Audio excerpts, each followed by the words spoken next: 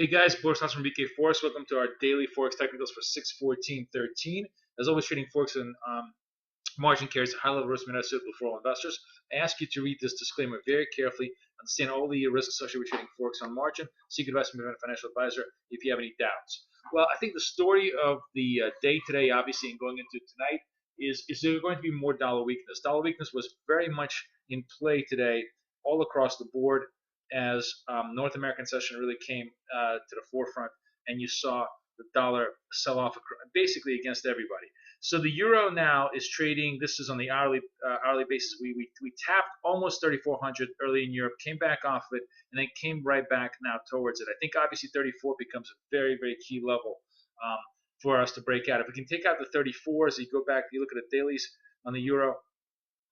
Pretty bullish candle actually. If you look at this, basically, yes, we didn't quite end up on the highs, but the fact that the lows got bought 2 days in a row still suggests that the trend in the euro remains very much to the upside. If we can clear 34s, then we're looking at a very very reasonable opportunity to try to run into the 35s, which is obviously a very very big round number figure.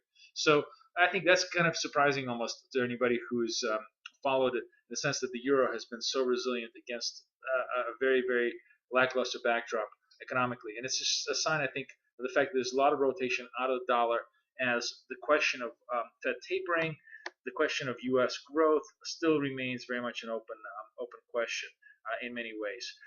The other trade, of course, today that had a big comeback was dollar yen. Again, here's the dollar yen on the dailies. Big buy up yesterday, right? Or really, sorry, big buy up today. We tested the 94s and came away in a very, very strong fashion at the end of the day. However, and this is where you need to be very cautious. We've had an analog like this before. We bought up the 95s, had about a day's worth of trade, and then unwound the whole position to the downside. Is that going to repeat itself? I don't quite think so. I think this 93, 94 level was a much stronger support level, as you can see on the charts, and probably was a good value proposition for a lot of the buyers. The more interesting question is, how much upside do we have here?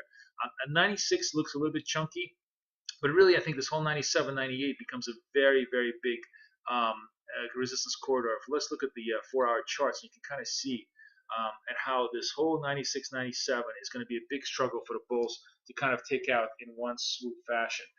And for that reason, I think you're going to see dollar yen chop more than you will see it move in a big fashion. The other thing that's definitely a very, very common factor in price action, when you have several days of high volatility like we had in yen, where you have 300-point moves intraday, although direction is not mean reverting, volatility tends to be very mean reverting as far as price action. What that means basically is that when you have lots of volatility, it's followed by smaller compressed volatility right afterwards. So the prospect that dollar yen actually is going to move in a much more narrow range of maybe about 50 to 100 pips for the next couple of days is not an unrealistic idea to believe, and that's why I think you should be cautious in try to squeeze too much moves out of dollar yen. Cable, similar story to the euro, except the 57 now is the sticky area. We broke the 57 again today. We've been bumping up against it, but not really in any degree of conviction, because the move against 57 was much more a function of the anti-dollar flows than anything pro-cable. So I still think it looks to me like a big distribution pattern right now, and until we kind of can clear the 57.50s, which would definitely open up the prospect of 58s and 59s, the jury's still out as far as the cable strength goes for the time being. Definitely looks okay, but there just isn't that kind of a momentum behind it that gives you a lot of confidence it's going to run well. What did run well today, and what was, I think, extraordinary in North America session, although it's seeing a little bit of profit taking right now, is the Aussie dollar. Basically, all the COM dollars had a very, very powerful move. Aussie took out 95s, took out 96s, and almost came in and took out 97s. Now, if Aussie, obviously 97 is a big resistance level, sort of the 96.75 is the big resistance level here. And I think the key thing is, if we can take it out, if we can run through the 70s here, then 97 definitely falls by the wayside. And the next battle is going to be the 97.50s or against 98s, which is really where you see a lot of the resistance in the Aussie. But overall, if you kind of follow this pattern, that's a very, very strong inverse head and shoulders pattern. And it suggests that, as I was saying earlier, that maybe this 93 was the spike bottom for the near term. And maybe we we don't see it for a while here as RC tries to consolidate and recover some of its losses. The Kiwi also, ironically enough, very strong move and took out the 81s, and now still sort of trading right underneath 81s in start of North American session.